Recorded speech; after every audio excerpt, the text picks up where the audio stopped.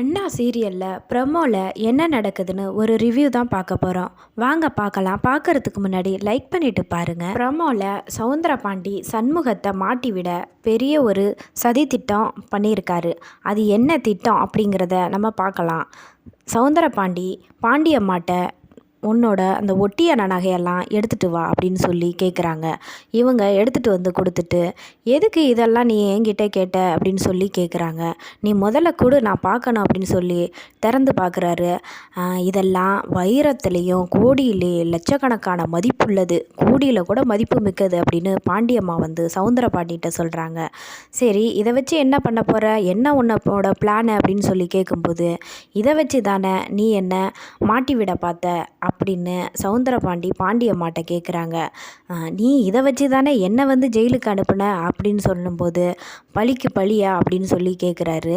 அதுக்கப்புறம் பாண்டியம்மா, இல்லை நீ வேணா என்னை மன்னிச்சிரு நான் பண்ணதுக்கு அப்படின்னு சொல்லி மன்னிப்பு கேட்குற மாரி அவர்கிட்ட கேட்குறாங்க.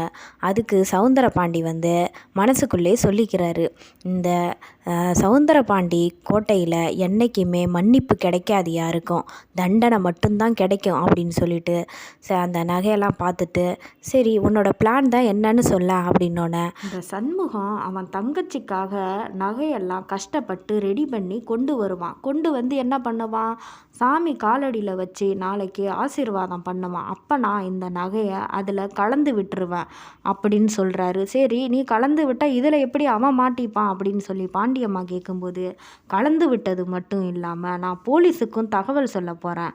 போலீஸ் வந்து அவனை நகை எப்படி வந்தது அப்படின்னு கேட்டு அடித்து இழுத்துட்டு போவாங்கல்ல அப்படின்னு சொல்கிறாரு. இந்த சவுந்தரபாண்டி திருவிளையாடல் வந்து இனிமே தான் ஆரம்பமாகுது, நீ எல்லாத்தையும் பார்க்கத்தானே போகிற அப்படின்னு சொல்லி ட்விஸ்ட்டு வச்சு பேசுகிறாரு.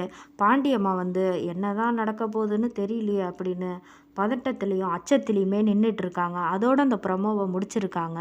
என்னோடய ரிவ்யூ பிடிச்சிருந்தா மறக்காமல் லைக் பண்ணி சப்ஸ்கிரைப் பண்ணுங்கள்.